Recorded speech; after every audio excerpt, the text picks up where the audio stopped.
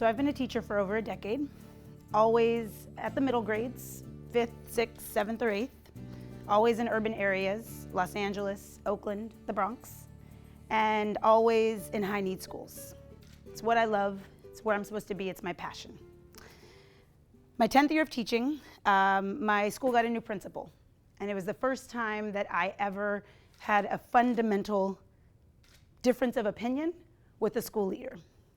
And that relationship got me thinking about who makes decisions in education, who decides who my principal is going to be, and what impact can I have as a teacher on that decision. That same principal, that same year, encouraged me to apply for a fellowship away from my school in Washington, D.C.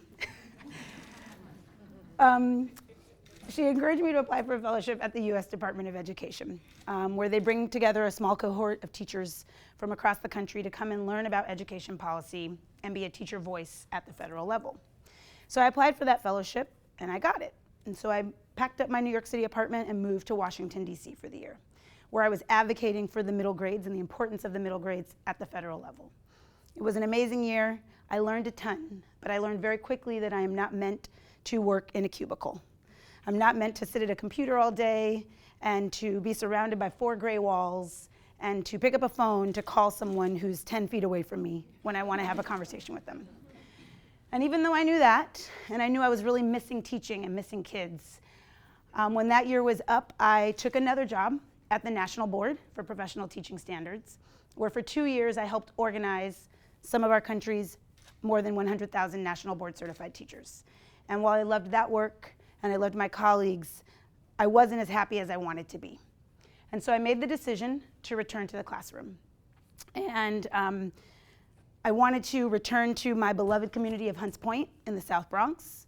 I wanted to return to my beloved middle schoolers, and I really wanted to return to my roots.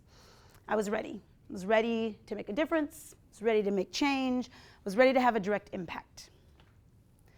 I quickly found out I was not as ready as I thought I was, because on that very first day of this school year, September 2014, it was very clear that I was struggling. And students actually are very chill pretty much the first week, 2 of school. They're figuring you out, you're figuring them out. But that was not the case with my kids this year in my class. Now, I struggled with classroom management my first and second year of teaching. But years 3 through 10, it was a breeze. Classroom management didn't really faze me. And so I was wondering what was happening in my 11th year of teaching that made it so hard. Here I am, this National Board certified teacher, the only one in my school until next year. We're gonna have, 3 years from now, we'll have a few more. I was really struggling. And so, why was Brahim, one of my students, yelling, "Your mother," across the room multiple times during a lesson? Why was Antonio taking erasers and flinging them at his friends and enemies during class, and sometimes keeping them connected to the pencil but trying to lodge it into the ear of the student in front of him? Why did my 8th grade ELA colleague come for friendly peer observation, hang out for about 10 minutes and say, "I'm gonna come back when it's a little less crazy"? And why did Angela feel like it was okay to say, "I don't give a beep," when I asked her to put away her lip gloss and get started on the assignment? So clearly I was struggling, right? Struggling with management. And so, it was my 11th year of teaching, but more often than not, it felt like my first. And so I did what all good National Board certified teachers do, what all reflective practitioners do. I took a step back and I thought about what's most important to me as a teacher. What are my core values and beliefs? And I immediately thought about the first core proposition of the National Board, right? That teachers are committed to their students and their learning, that we are committed to our students and their learning. And I thought, I'm incredibly committed to my kids, but it was pretty clear to me that they didn't realize how committed I was. I had struggled with building relationships with them. I have close to 90 students. Some of them I see for only 48 minutes a day. And so I was struggling with that. So I did some reflecting and I created something called Dessert with Miss DeBose. Dessert with Miss DeBose is the last 15 or 20 minutes of the lunch period, where every day I'll bring up 3 students, 1 from each of my cohorts, and our task is to come up with 4 things that we have in common. And we sit down at a table with a tablecloth, we have sparkling water, we have cookies, we have napkins, and we have conversation. and we start to share stories and get to know each other.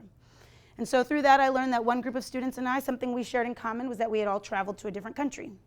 Brahim, the student who's yelling, "Your mother," across my classroom, had recently traveled to his parents' home country of Yemen. And in his mind, Yemen was wild and crazy, and you could do anything you want there, drive any way you wanted, and you wouldn't get in trouble. So that was his middle school view of his parents' home country. I learned that with Boubacar and Beatrice and Jaylet, we all had brothers, we all loved playing sports, and we all spoke a different language. So I was starting to build more of these relationships with kids, but I wasn't seeing what I wanted to see in my classroom. We were still struggling when there were 30 of them in the room at a time. So I stepped back and I did more reflection. And I thought about the 5th core proposition of the National Board, which is that we as teachers are members of learning communities. And so I talked to my assistant principal, and we sat down and we had sessions reflecting on what do I need to do in classroom management, strategies, what had she seen when she had come in. I stole ideas from our science teacher, I stole ideas from the social studies teacher down the hall.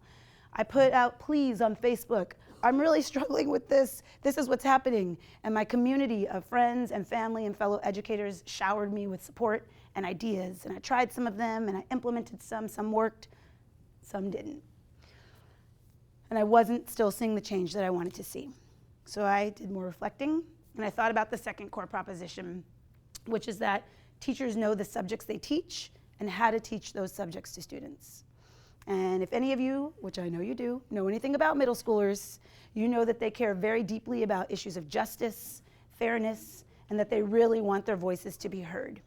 And so I felt like I was hearing my students, but clearly, with what was going on in our classroom, that wasn't the case. And so I instituted something called Anonymous Friday Feedback Forms, where my co-teachers and I would give our students a short survey every other Friday with simple questions like, what do you like about our class and why? What would you change? What strategies do you have for us as your teachers? And and it was all anonymous, and while some of those feedback forms were very hard to read when you're riding the bus home on a Friday and what do you like about our class? Nothing. What do you need to change? Everything. You know, classic middle school responses. What advice do you have for your teachers? Tell Miss DeBose not to be so mean. You know, things like that. So some of them were hard to read, but they were all incredibly insightful. And one piece of feedback really stuck with me. It said, if students like the work, we'll do it. And so I reflected on that, and I was thinking about our next unit, and I said, I don't think students are going to like this unit. I don't think they're going to be as engaged in it. And so I created a flyer, and I invited every single one of my 97th graders to come to an after-school planning meeting on a Friday after school. Of course, there would be cookies. Of course, there'd be sparkling water. And we would sit around a table, and we'd plan this next unit together. This was something I had never done before. And 10 of my 90 students showed up. And so we sat around a table. We ate cookies, meringues from Trader Joe's, and had our sparkling water. And I gave them just the theme of our unit is all around scholar activism. But the canvas is blank, so what should we do? And we talked about what a scholar is, we talked about what an activist is, and we started to brainstorm ideas. They told me they wanted to include more technology. They wanted to use their devices and their phones in our classroom. They said they wanted to do more group work and have more time to collaborate with and choose their own groups. It's very big in middle school. They told me that they wanted to take more field trips and get out of the building more, and that they wanted to do more arts integration. One of my kids said, when you see a lot of beautiful art around the room, it makes you want to learn and be more engaged, and we want to do more of that. And so I took their ideas, and we co-planned that unit, and this Monday we started our brand new unit of what does it mean to be a scholar activist. And while engagement is definitely up, and kids are able to make more of those connections to their lives, management is still not where I want it to be. And you know, every single day is different. Some days my kids and I are amazingly in the zone, and I can just step back and watch them give amazing peer feedback to each other during writing workshop. And other days, Bashar is still yelling, "Your mother," across the room. Gerald repeatedly ignores me after I've called his name 4 times. And Juliet doesn't seem to mind that I need to call her mom again for the 3rd night in a row. And on days like that, I go home, and sometimes I run or I swim, because that's an outlet for me. Sometimes I call my sister and I cry. Sometimes I sit on my couch and eat ice cream and watch episodes of Scandal and Modern Family, because you just need a break. But every day, always, always, always, I go to sleep and I know that tomorrow is a new day. Tomorrow is a new beginning. It's a fresh start, not only for me, but for my students. And that I know that this is exactly where I'm supposed to be. That our profession is incredibly intellectually challenging, physically exhausting, emotionally demanding, but that even though my management is not where I want it to be, I'm exactly where I should be. And in order to get better, on the days when it's really hard, I will just continue to step back and reflect, continue to build relationships with my students and their families, continue to collaborate with my colleagues, and get a little bit better every single day. Thanks.